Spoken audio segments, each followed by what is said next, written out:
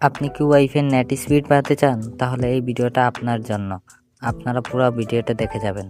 প্রথমত যে কোনো ব্রাউজারে চলে যাবেন, গিয়ে সার্চ করবেন ডিএনএস টেক্সট। সার্চ করা হয়ে গেলে আপনাদের সামনে প্রথমে একটি ওয়েবসাইট চলে আসবে, এটিতে ক্লিক করবেন। তারপর চেক ডিএনএস স্পিডে ক্লিক করবেন। তারপর মাইন এমএস এটাতে ক্লিক করবেন। ক্লিক করে প্রথমটা কপি করে নেবেন। তারপর আপনারা ওয়াইফাই সেটিংয়ে চলে যাবেন।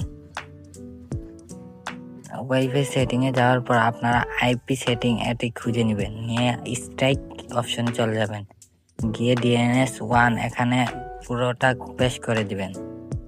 পেস্ট করা হয়ে গেলে সামনের ইংলিশ ওয়ার্ডগুলা কেটে দিবেন, পিছনের ওগুলা কপি করে নেবেন।